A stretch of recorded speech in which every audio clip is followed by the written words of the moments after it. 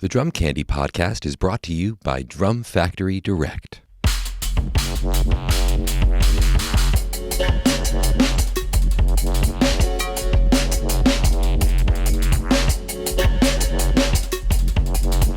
Welcome into episode 19 of the Drum Candy podcast. This is your host, Mike Dawson, and I'm coming to you from Drum Factory Direct in Pittsburgh, Pennsylvania. This week's guest is Tim Baltes, who's better known as Timbo from Kino on Instagram. Tim not only has one of the most interesting and entertaining and fun channels on Instagram, he's also an incredible player, and he's accomplished a lot via Instagram. He's done various drum session work for Disney and 20th Century Fox and a bunch of video games. So this conversation starts with how Timbo came to be, and then how Timbo, the comedy drummer, turned into Tim Baltes getting hired to do a lot of other cool things in drumming and in the industry and in marketing. And then we dive deep because he has a history as working in retail and repairing vintage and used drums. So we talk a lot about gear. He gets some amazing drum sounds too, so I pick his brain for some secrets on how he gets those cool sounds. It's a fun episode, so let's dive in. Here's Tim Baltes. All right, so let's talk about Timbo. Where did the alter ego Timbo come from? Oh, this is the podcast now? Oh, we're recording, dude. Yeah, this is we gotta bleep the F then. Now we gotta bleep the freaking F. All right, so where did Timbo come from? Yeah. I'm gonna hold you to that bleep. So for Timbo came from when I was 6 or 7 years old. I had a friend, Eddie Colmos. Eddie's dad, his God-given name was Bear, like Grizzly Bear. Bear was a football player and a gym teacher. And he was a really silly old guy. And I remember I went over there one time and he called me Timboni. And then after that, a few weeks later, it turned into Timboni Macaroni. And then the months and the years went by, and who the heck wants to say 6 freaking syllables for your kid's friend's, name? So it became Timbo. So from, 7 or 8 years old on out, Timbo was like that was like the life of the party version of me, Okay. Yeah. So that's that. As soon as he called you Timbo, you had to go into comedy mode, or what? How's it switch? Yeah. I don't know. I mean, I guess, I was always like that kind of like goofy. I was the goofy fat kid, and I grew up with movies like anything Jim Carrey, Ace Ventura movies, The Mask, that sort of thing, and any comedy in that vein. And so I was the kid emulating all of that all the time. So that was Timbo. That was game on when I heard Timbo. Yeah, when I first saw you online, it reminded me of Tom Green a little bit. Like, I couldn't tell, is this guy mentally ill, or is he just really good at playing this? It felt like I related to it, because it was like you go to an office job, you're wearing a suit, and all you want to do is play your drums. So first thing you do when you come home is you're still wearing your suit, and you start wailing on the drums.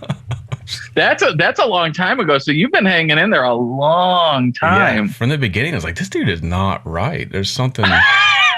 Dude, I don't know. I mean, I guess it was always, that's what it was, right? It was an outlet. And I never intended for this to go anywhere. It was literally just like, hey, I have these old drums. Well, first it started out as I went out to dinner with some friends, and they were like, hey, this is the new app, Instagram. We post our food pics on here. So I posted food pics. Yeah. And then it turned into posting, what did I do then? Pictures of me and my grandpa fishing. And then from there, it was posting pictures of my drum collection. And then the video came out, and you do videos. And I never intended it to be anything more than just like an outlet, And then, a producer found me, started doing all the biggest jobs I ever did was through a producer I found on Instagram. And then, steam picked up, and, it really became a marketing platform for myself. It became an entertainment platform, on Instagram. It became a revenue stream with the drumless tracks. It's like it's become just like the center of my entire digital footprint. So you're getting hired for like serious work, not to be the crazy dude playing a cajon in someone's backyard. You believe it or not. Yeah, I've done Disney shows at the Tokyo Park. I've worked on Grammy Award-winning movie soundtracks, TV special soundtracks, video game soundtracks. I've worked with producers for records that go out on like Warner Records Canada. So yeah, I get real work too, it's kind of nice. That's wild. So what was that initial connection? Hey, you might be crazy, but I kind of want you to play on my movie. Yeah. So this, I worked with this guy, Adam Gubman, who he's got a company called Moonwalk Audio. And he messaged me on Instagram and he said, hey, man, I love your drum sound and the way you play, and I'd really like to hire you to do some work. Have you ever done remote session work? And I just flat out lied and said, oh yeah, I've done that before. Of course. Yeah. So, I got my first gig was Wicked, the Wizard of Oz play. Mm-hmm. It was a Wicked slot machine soundtrack. Wild. So, okay. Yeah. So that snowballed into video game soundtracks, which snowballed into like Fox TV stuff, and then background music for movies, and then real music for movies, and then the big Disney park stuff. Charlie Brown, like Schultz Foundation approved video game soundtracks, and like all sorts of just like ridiculous work all through this one dude, which was amazing. It was really, really fun. Wild. What was the video that you posted that got the message? Do you remember how far back it was? That would have been 2016. So I know it was like five years ago now.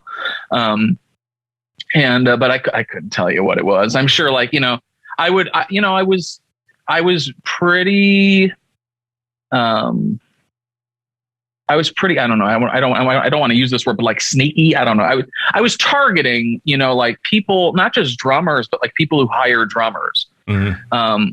2016, end of 2016 was when I really, I went through a really big health crisis the last 5 years here that I've been finally able to crawl out of the last year and a half.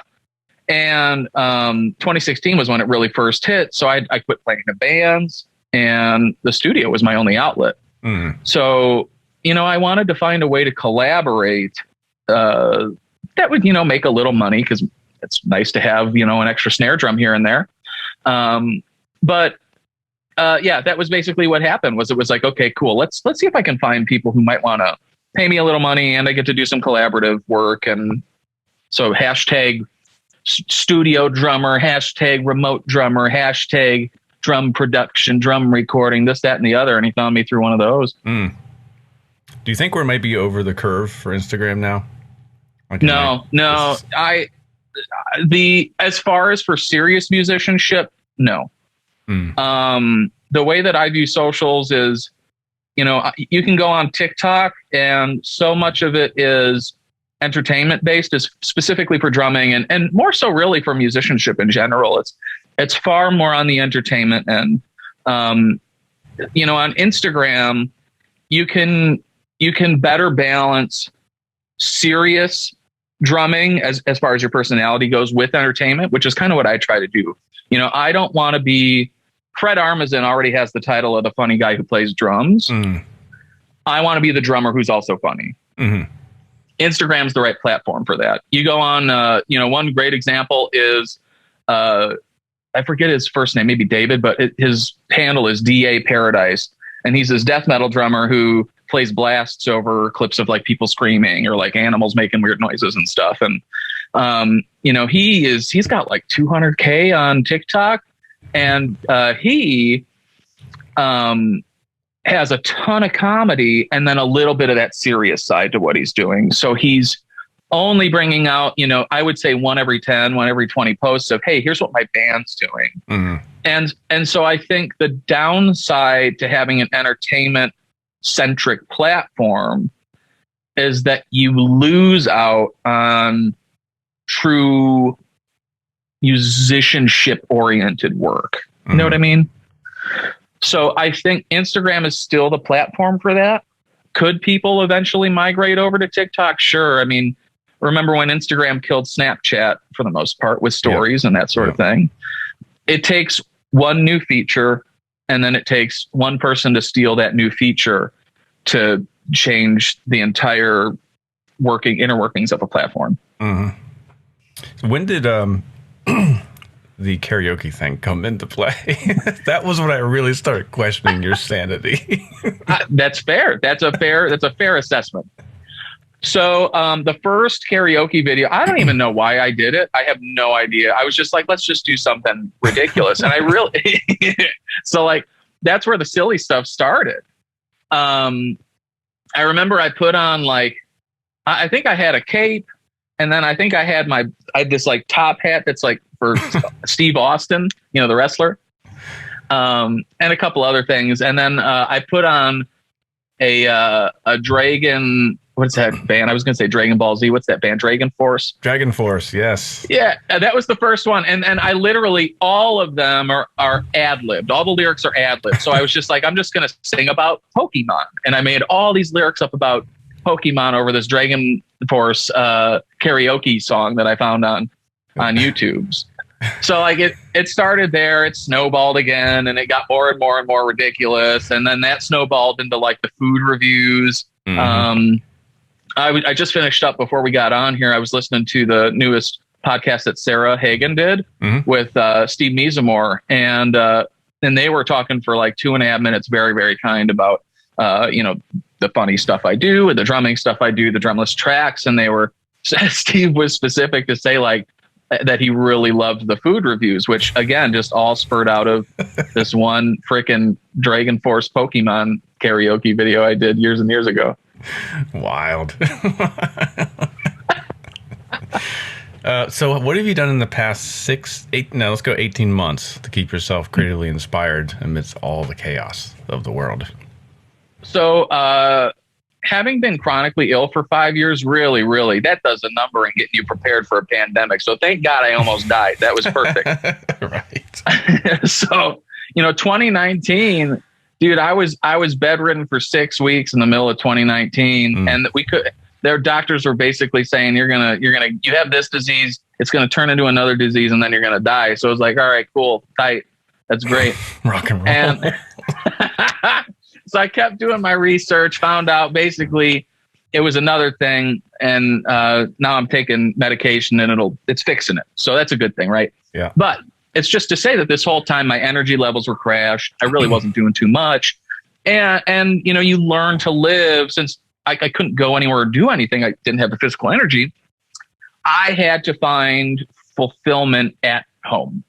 Mm-hmm. So it was, and it was and continues to be like media consumption. Like I love movies, love listening to music. I'll go on walks and listen to music, go on walks and listen to podcasts.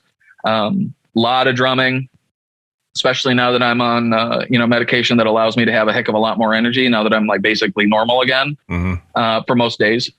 So like I'm able to drum 5-10 hours a week easy and just crank out Instagram videos, which again helps me just stay involved in the community. I don't like to go out too much because I have, fears of everything that's going on out there. And, with me being sick so long, I don't want to freaking get the bug, that would, I'm already sick. I don't want to be more freaking sick with another thing.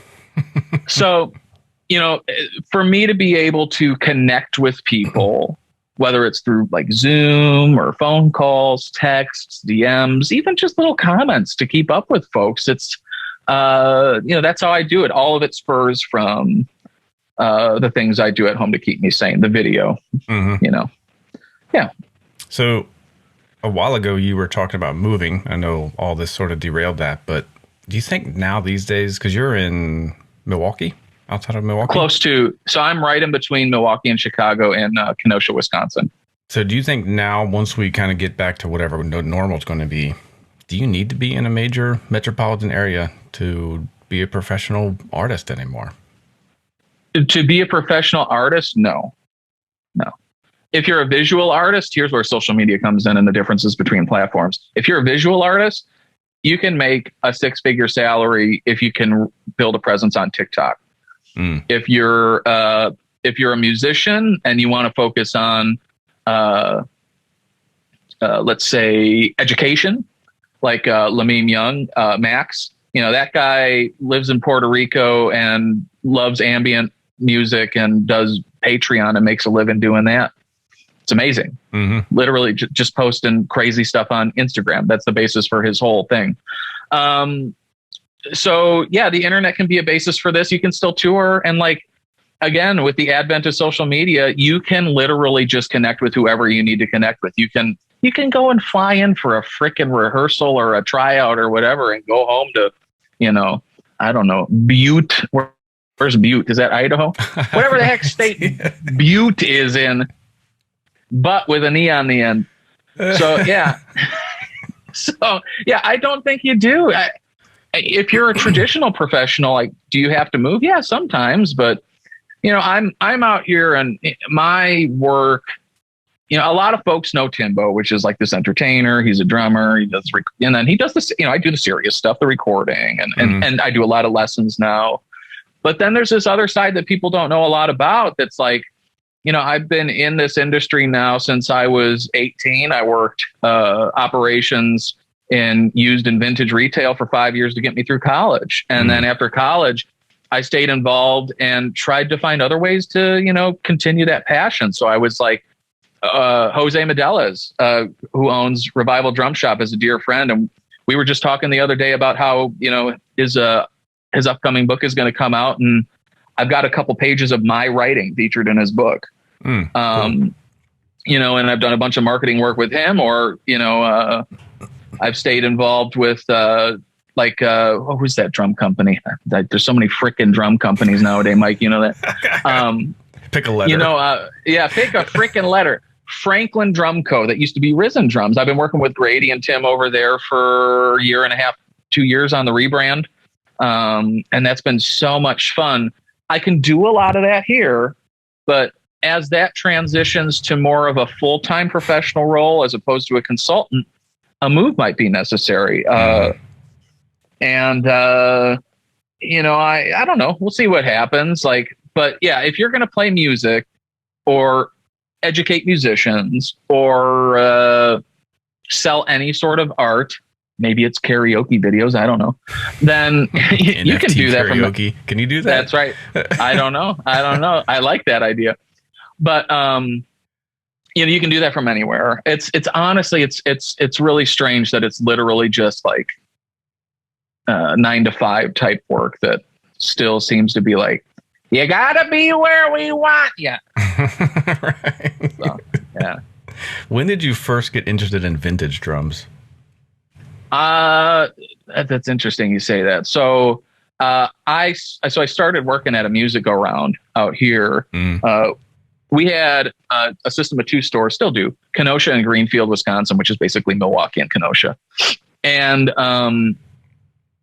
I bought my first vintage kit while I was working there when I was 19. It was a Champagne Sparkle Super Classic 60s Ludwig kit. And had a little bit of water damage, but it was fine. Everything was fine structurally. And I paid like $200 for it. Oh, wow. So did a lot of work on that, played it, and I was like, yeah, this is a thing that I really like. And then there's the history aspect of it too. Being here in Kenosha between Milwaukee and Chicago, we had Ludwig was in Chicago, Slingerland was in Chicago, Camco was in Chicago. All of these drums were made here, or some of them near here, Leedy. And I mean, it's a few more hours out, but even Rogers over in Ohio. So many of those drums were here. And then even beyond that, some of the far-reaching rare drums that we don't necessarily see so much were here too. We had a retailer in Milwaukee, Faust Music, that sold a ton of Sonar, and it still pops up around here. So it's a really special area if you're a drummer and you enjoy those instruments. And that really drew me to it. And it's funny that you mention it, because the guy who really mentored me on this stuff, his name was Mike Smith. He just passed away a few weeks ago, and this was the guy who got me into the Chicago Drum Show, which is this. You've been, it's a giant event with a ton of old dudes looking at stuff that they nerd out about, and he got me into vintage drums generally, and then a lot of the music that made certain kits, certain drums, collectible and cool, and I'm actually going to be going over to speak with Mike's wife today, and she's going to be giving me a bunch of posters that he used to have, like Ludwig dealer posters and flags and stuff. Yeah. And even like he had worked with this guy, Mitch, who was in the Chicago area, who used to build these drums called Bison drums, if you're familiar with those at all. And so she's given me Mike's old Bison, and really. Calhoun used one of their snare drums for a while. Probably, yeah. Days. Yeah, that sounds right. Yeah, they're cool. Eames shell, and they used basically what looked like Ludwig had those really weird, almost like just giant tubular die-cast hoops that they would use on their timbales, their early timbales. I don't know. I think that's what these weird goofy hoops, and he was making them out of, I forget, like manganese or something, and that was his like shtick on the drums, was he would do that. So what was, you said your first vintage kit was the Champagne Sparkle. What was your first vintage snare drum? Now, see, I've been listening to the podcast, and you ask everybody, what's the first snare you bought? I know that one. I don't know the first freaking vintage snare. Oh, that's tough. Patience. That's coming. That's better come. So the first vintage snare I remember buying, it was probably like a 14x5 Supraphonic, and I've like a 60s. I've owned probably 20 or 30 of those drums from all different eras. And that's one that it has taken years. It's almost like when you play for long enough, you get a minute sense for time. And in that same period, you get a minute sense of sound or tonality or musicality of the instrument itself. And so, where when I was 19, 20, and people would say, all those acrylites sound awesome, or all those Supraphonics sound awesome. Now I'm at the point where I'm like, no, there are incredibly different sounding Supraphonics or, acrylites. And so while I don't have that 60s one, that first one, I'm sure that was the first vintage snare I had. Now I have an 80s one with like a broken badge and a dent in it. And it's the best sounding 5-inch Super I've ever owned. I paid like $110 for it. So let's talk about the minutia of a Supraphonic. What is that one bringing to you that the ones in the past did not? More body. It's in a warmer sense of body. I don't know what it is. It's a seamless aluminum shell. Like it should provide the same sound every time, but for some reason, I don't know. There's some special sauce. But yeah, for me, it's usually the difference is some of them are more trashy, more honky, and then this one just was I guess you could say the prettiest and roundest sounding of all of them that I've ever owned. Is there a snare that you sold that you wish you hadn't?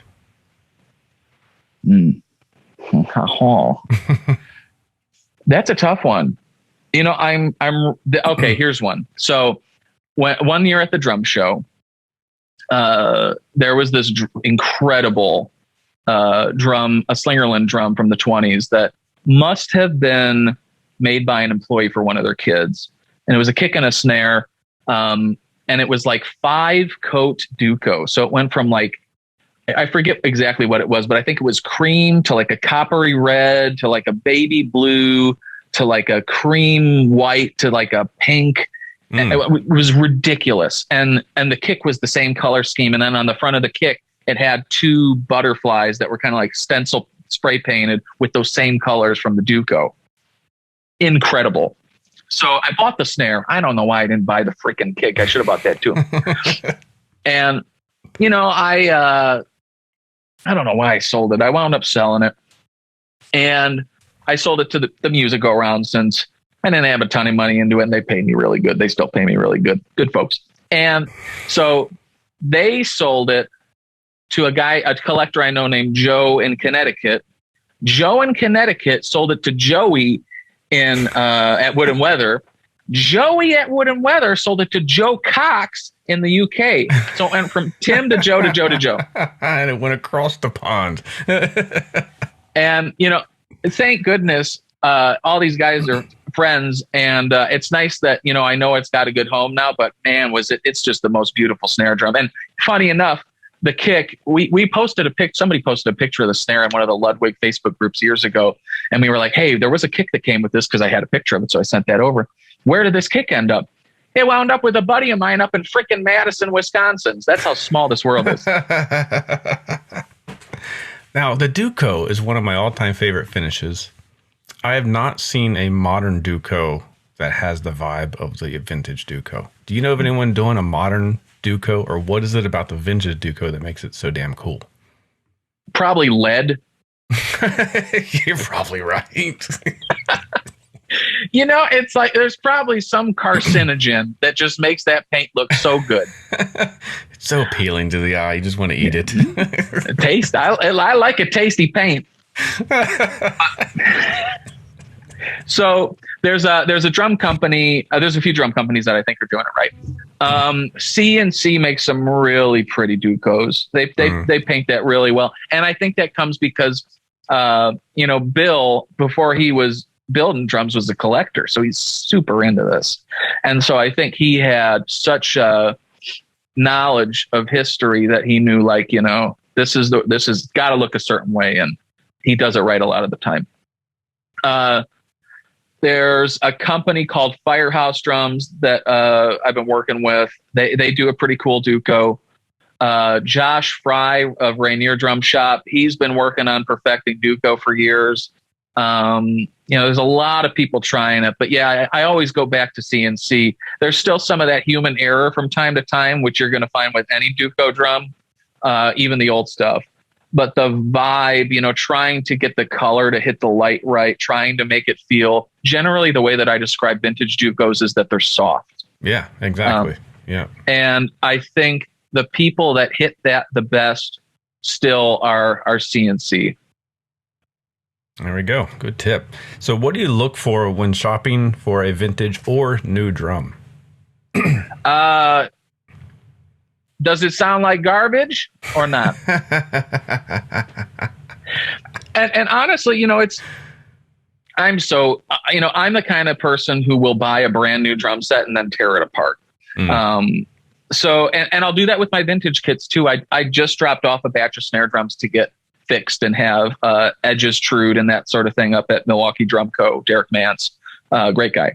And everybody's a great guy. I don't know. I'm going to tell you on this podcast, everyone I know, great guy.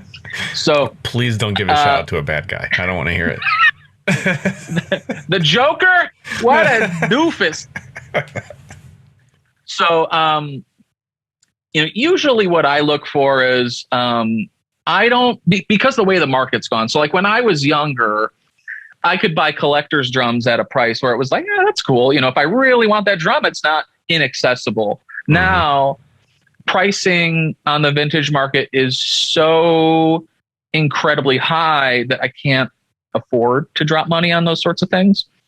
So player drums, modified drums, for guys that were using them in the 60s, 50s, whatever, those are the drums that are accessible to me now. And honestly, it's more appealing because then I can screw with them and no one's going to care. So generally, that's what I'm looking for.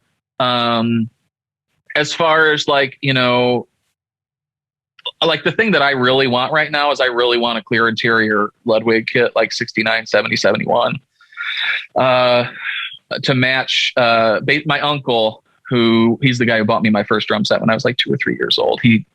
His parents, my grandparents, they bought him. It's like that in between the Ringo Oyster Black and then the bowling ball Oyster Black. There was this one really weird period of funky, like Gen 2 Oyster. And he has one of those. It's just like a Hollywood kit with an LM400. So 22, 12, 13, 16, and a 14.5 Supra. It'd be really nice to have one of those. Plus, in my opinion, those are the best sounding vintage drum shells. But again, price is such an issue. But yeah, I really don't care about too much structurally or anything because I have a guy who's going to fix it in the end. More than anything, it's not the drums you got to worry about, but having someone who's going to fix the drums that you play or get them to sound the way you want, or knowing how you can do that yourself. So one of the kits I get asked about a lot is that little green downbeat kit that I play.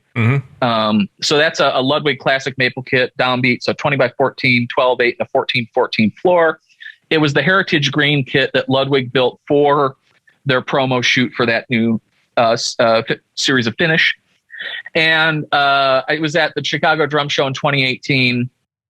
talked to Uli, was able to buy that through them. And immediately I put it under microphones. And this was back when Ludwig was just doing a 45 intercut and no outer cut. Right. Yeah. God bless them, but that sounds poopy. So that's a technical term. That's a technical term. What kind of poopy?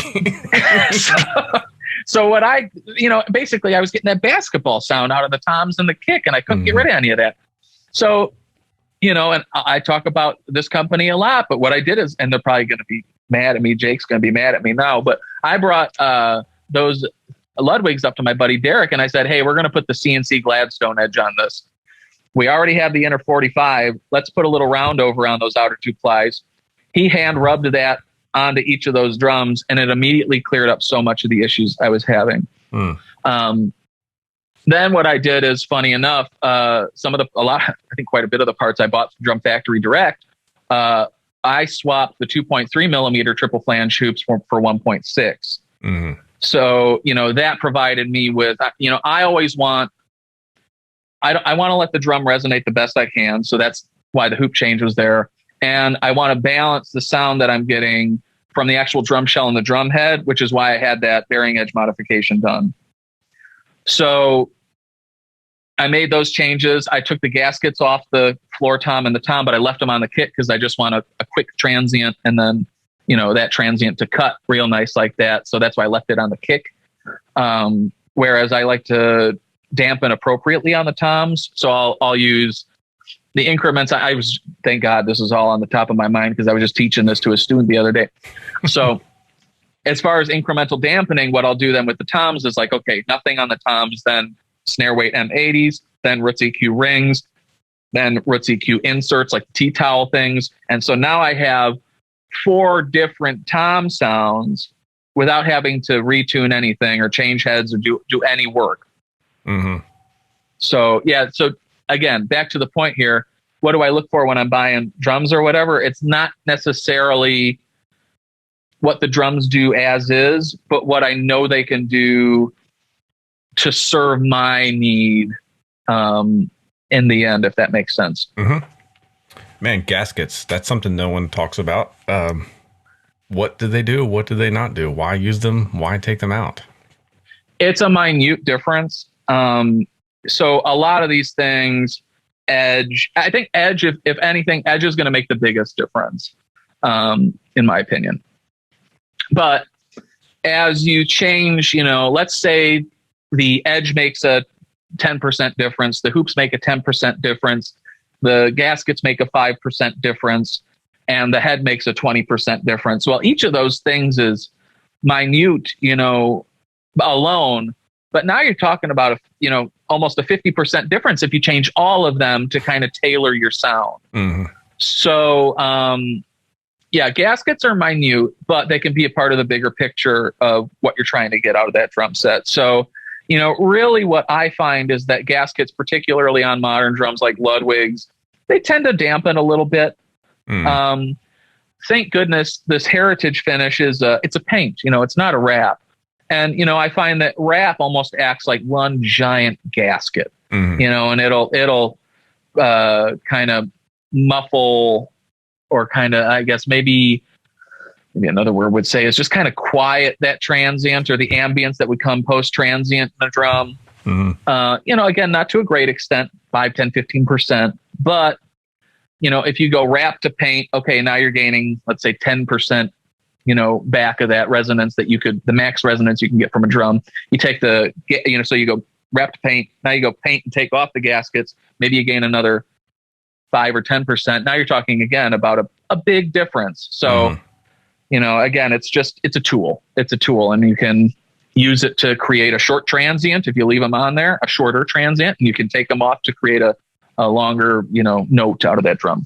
Would you hear a difference with die-cast hoops and no gaskets versus gaskets? Or would there need to be thinner hoops to really kind of hear it? Excuse me, I just need to hydrate a little bit over here. I know we're getting to the tough questions here. This is hard hitting. I really think I think it needs a thinner hoop, but that's I always play thin hoops. I love 1.6 millimeter hoops. chrome over steel or chrome over brass. I think chrome over brass is going to be like that's the max you're going to get as far as musicality out of a drum. But with die cast, I don't think it really makes too big a difference. I think I don't even remember. I'm pretty sure I left. I have Revival Drum Shop partnered with Ludwig and did the Revette kit, which is a jazzette with the Keystone shells. I think I left the gaskets on there, and I popped die cast on, and I don't know. I think if I took the gaskets off, I don't think it made too big a difference.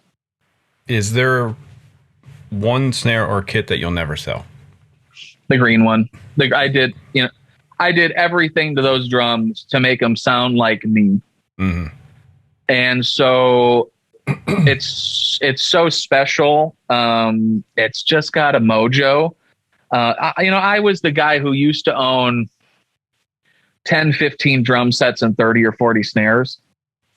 And, that gets overwhelming. Mm-hmm. Both having to store those things, having to maintain those things, then having to swap those things in and out as needed. It's a lot of work. I have 3 main drum sets now, and I'm really only playing one. I'm just playing those green ones most of the time for, my purposes here. I guess people might say, well, what about the fiberglass drums? People, I don't know if anybody knows who the Million Tom kit.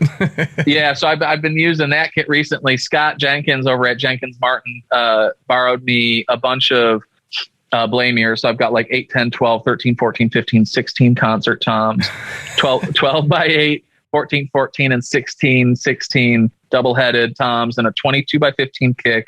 And then I have, those are all fiberglass. And then the snare is a 14 by 6.5 basalt snare. What is that? It's like basically lava rock. Have you talked to Scott about how he makes his drums at all? No. No. Fascinating. Oh, it is. And see, because when you think fiberglass, you kind of think sheet. Like the Pearl stuff, Tama Fiber Star, kind of feel the same. Scott does is he uses filament, so it's like glass filament, basalt. I think he uses a few other materials too. So you have a ton of this filament. They go through an epoxy bath. They come back up, and then they go on a mandrel, and then they just kind of back and forth, kind of like you would, I don't know, form a shirt or something. It's like weaving, really. And what's really cool about this versus other fiberglass is it forms a grain pattern. The difference between this and wood is that this grain pattern with the fiberglass is so uniform, as opposed to wood. You never know what you're going to get ply to ply. So that's been really, really interesting to play with. They're not my drums. They are I'm just borrowing them to make a bunch of stupid videos. That's what I'm doing. I'm playing the Phil Collins In the Air Tonight, Phil, over every song in the history of songs. When do you know that horse is finally dead? Never. It's never dead. I love it. So I'm going to continue with that stuff, and eventually, give me another month, and maybe I'll have played the 800 songs I want to get done there.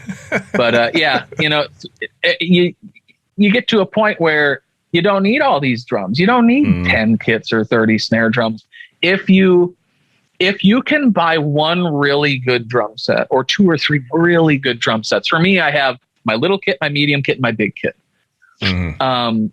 And then again, know how to modify those drums, know how to navigate purchasing parts.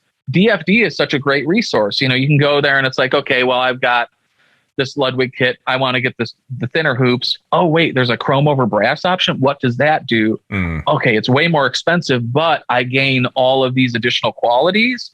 Well, maybe it's worth the money then. So understanding what all these different parts do as you swap them in and out, you can take a kit if you really love it upon that initial purchase and then want to continue to love it for years to come.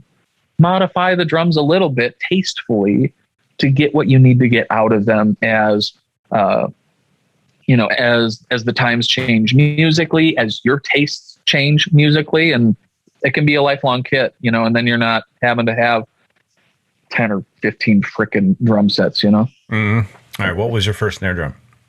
Okay. Thank you. Thank you for that question. First snare drum.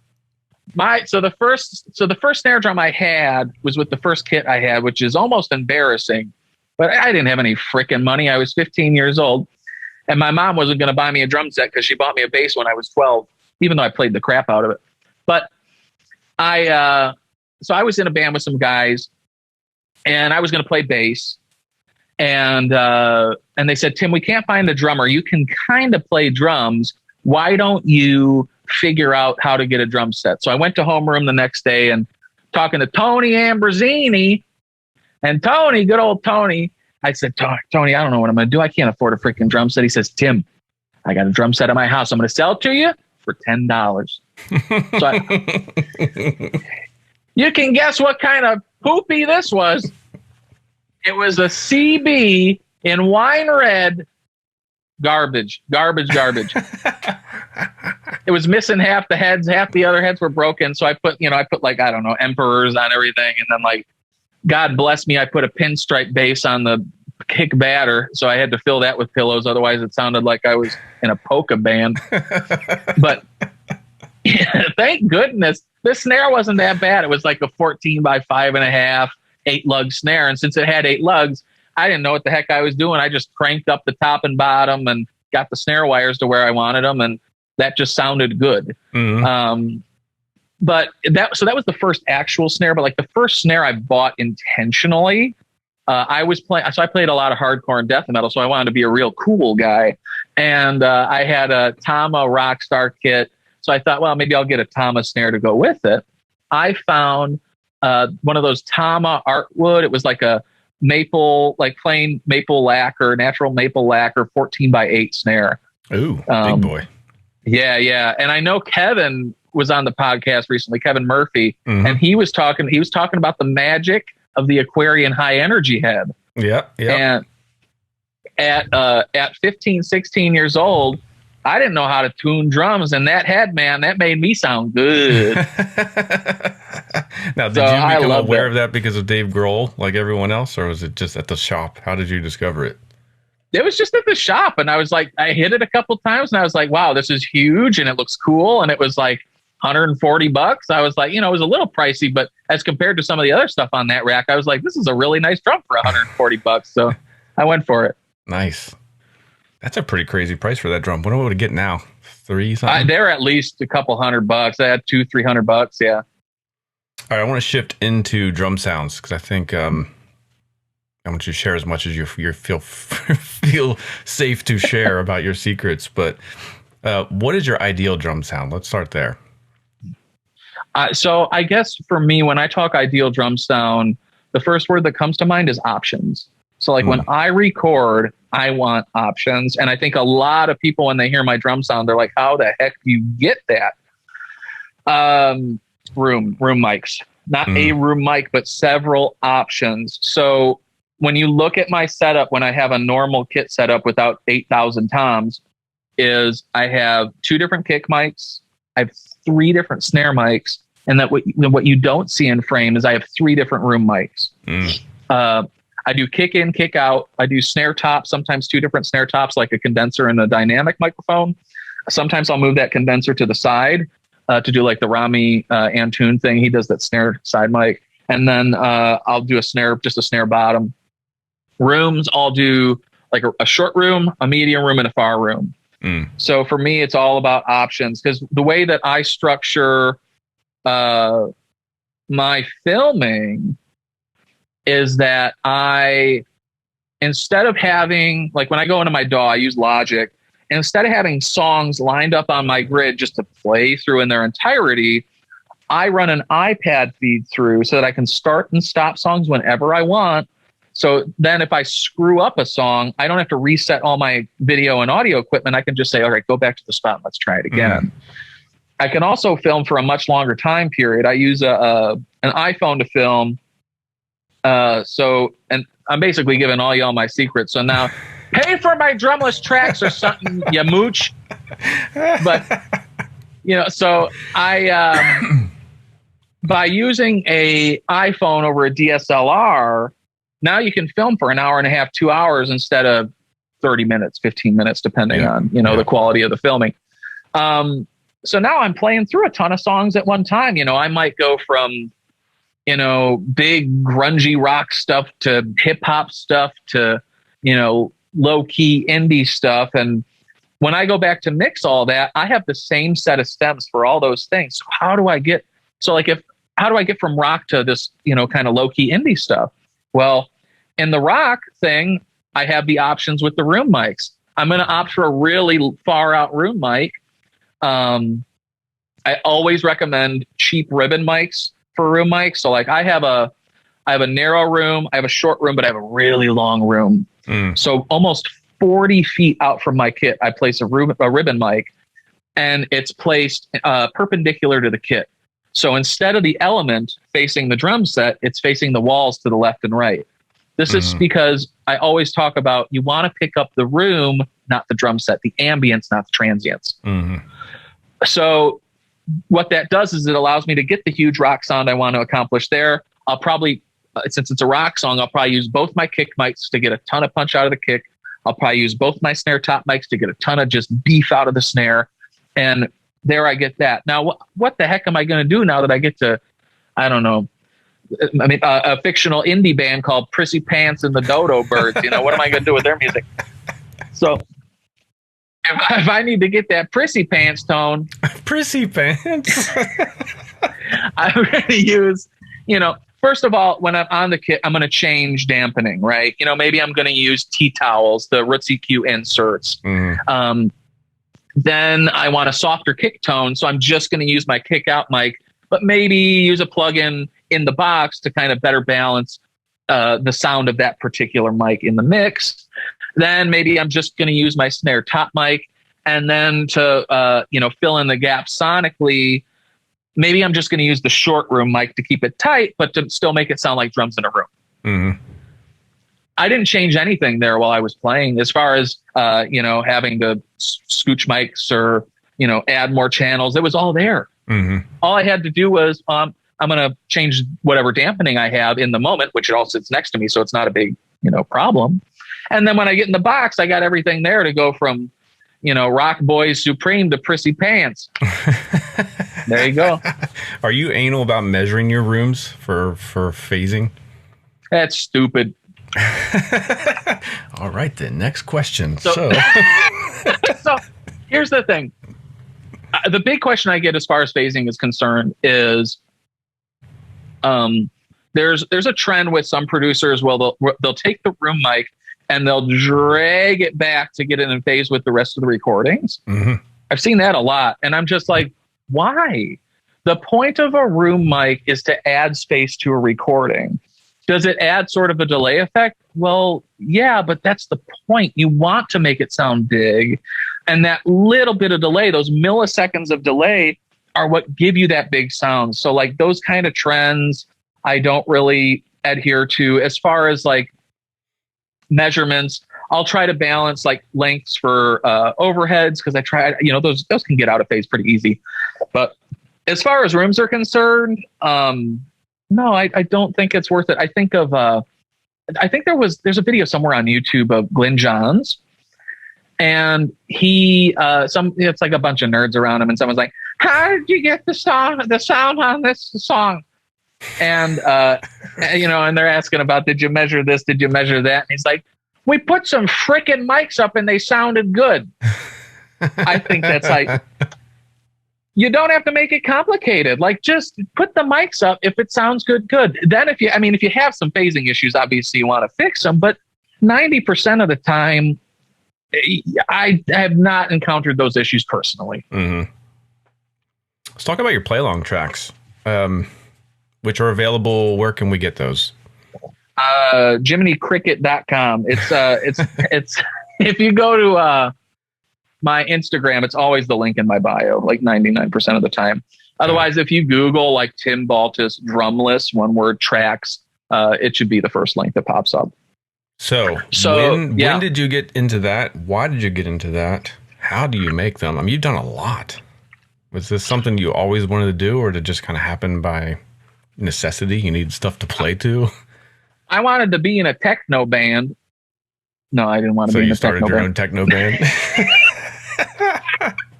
So what I did was, originally I just made these things for me, and I would take like a sample and loop it, and then I'd sit down and I'd play some guitar over it, and I'd play some keys over it and some bass, and I'd have a thing. So the first drumless track volume, that's what I did, and I got like, I don't know, 8 or 9 tracks out of it. But that took so long to do that. Mm. So I think that I don't remember if it was by volume 2 or volume 3. I moved to all samples. And so when everything was sample based, well, shoot, now in the same amount of time I'm taking, being the one man band, I can get, instead of 8 tracks out, I'll get 150 tracks out. Mm. As far as when it started, I couldn't tell you originally when it did, but, it just started as a project just for me. And then everyone was like, hey, I want these too. So I threw them on Bandcamp, and now it's been a really big thing.